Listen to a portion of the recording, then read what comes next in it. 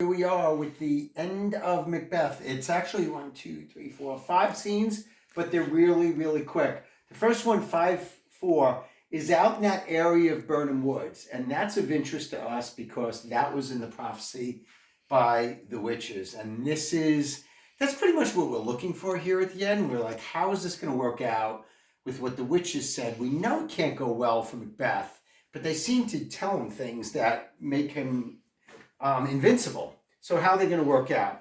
So this is what happens.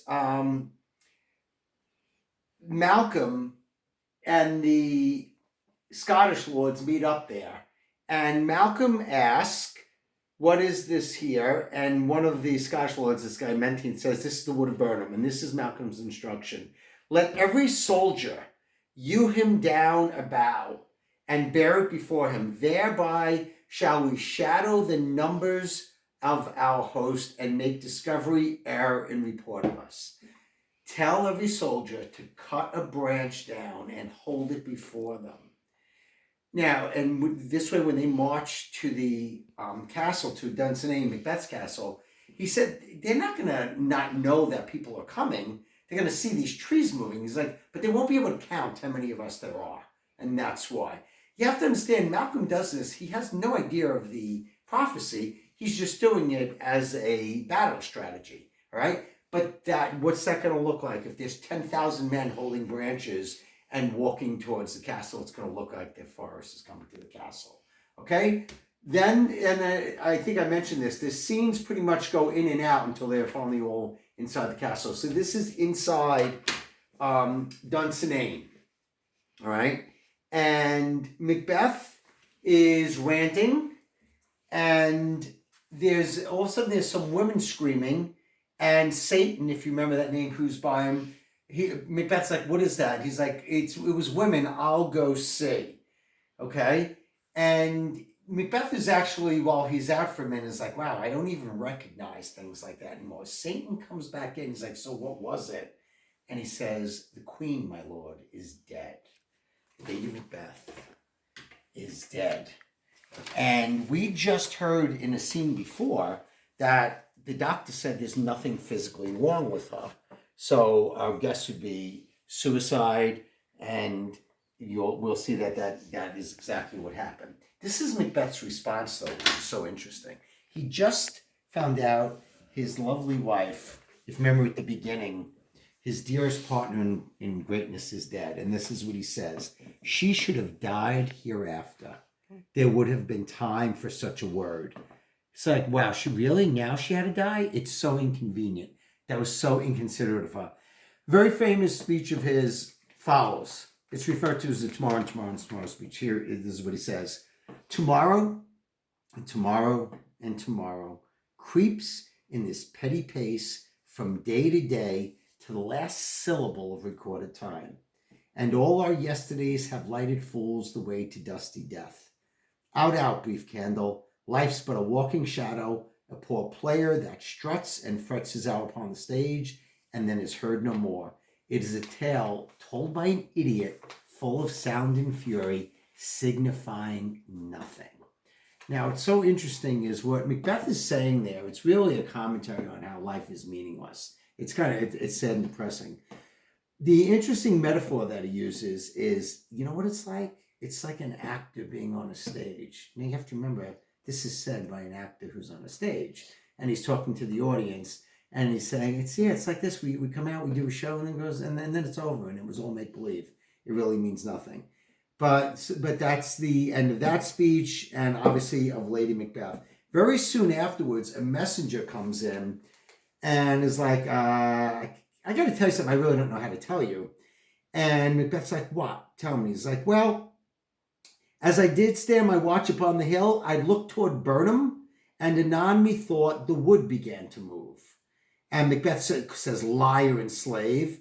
And the messenger says, "Let me endure your wrath, if it be not so. Within 3 miles may you see it coming, I say, a moving grove of trees." Macbeth has a great response to this. He says, "If thou speakest false, upon the next tree shalt thou hang till famine cling thee. If thy speech be sooth, I care not if thou dost as much for me. He's like, if you're lying, I'm going to hang you. And if you're not lying, you might as well hang me. All right? Because he just told him about the tree is coming.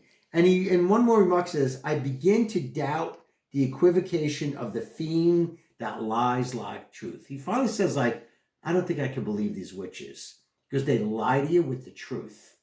He's like, they told me, not until the woods come. Meanwhile, they were actually telling me the truth. Okay? That is the end of that scene.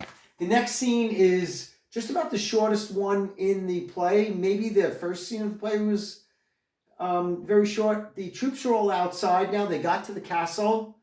And the only thing important piece of information is that Macduff is going to be going in first. They want him to be able to be the one to find and kill Macbeth, right? He doesn't go in alone, though. The next scene is young Seward, who is General Seward's son. He was one of the first people going in with Macduff, and he encounters Macbeth. Now, they're from England, and they don't even know these people. So he literally is like, who are you? And Macbeth is like, you don't want to know my name.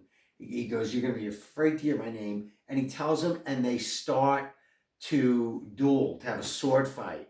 And while they're fighting, Macbeth says, actually, he actually kills him. And afterwards he says, I guess you were born of woman.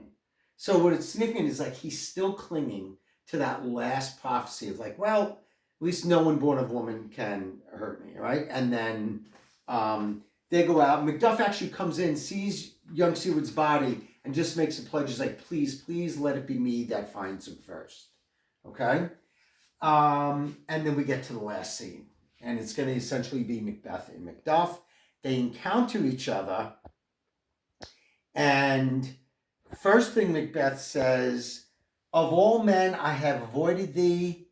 My soul is too much charged with blood of yours already. He's like, you don't want to fight. He goes, I already have the blood of your whole family on my hands, which is a really obnoxious, nasty thing to say. Macduff says, I have no words. My voice is in my sword.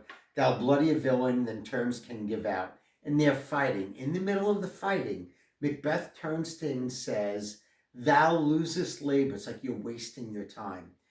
As easy mayest thou the entrench in air. He goes, you might as well be trying to stab the air. With thy keen sword and presses make me bleed. Let fall thy blade on vulnerable crest. I bear a charmed life which must not yield to one born of women. So he's literally fighting with Macduff and stuff's like, you're wasting your time. I can't be harmed by anyone born of woman. And Macduff then responds and says, oh, despair thy charm, and let the angel whom thou still hast served tell thee, Macduff was from his mother's womb untimely ripped. And Macbeth hears this, and he's like, what? So the line of the witches was no one born of woman. And when Macbeth heard that, he was like, no one. Wow, no one born of woman. That's something. That means no one. But it was a play on this. What did Macduff say? He was born by cesarean section. Some people say it's not a natural childbirth. It's an operation. Macduff is the one who fulfills the prophecy. For a second, Macbeth says, forget it, I'm not fighting. And Macduff's like, good. Give up. We're going to parade you around the kingdom, and then we're going to behead you.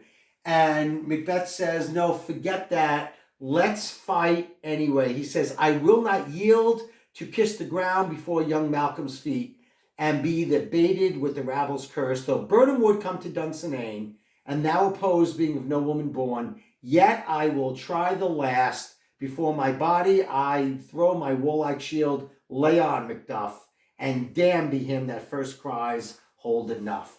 Macbeth finally goes out the way he came into the play, a fierce warrior that's like, forget about what anyone said, let's just fight.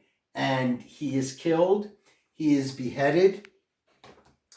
The final scene is Macduff actually coming in and finding Malcolm. He actually has Macbeth's head in his hand. He beheaded him. And he takes the crown off it and is like, this is for you. And I just want to point that out. At the end of the play, Malcolm is king. That's who is supposed to be king. If you remember when we started this, we said that was kind of Shakespeare's whole point. Remember, people were giving King James a hard time. They didn't want him to be king, and we were saying one of Shakespeare's points was that whoever's supposed to be king should be king, and no one should question that. At the end of the play, Macduff is the one to kill Macbeth. Malcolm is king the way it should be. And Macduff's not upset about it. That's the whole point. He got his justice. It's not like, oh, he should be king. It's like, no, Malcolm was supposed to be king. And that is the story of Macbeth.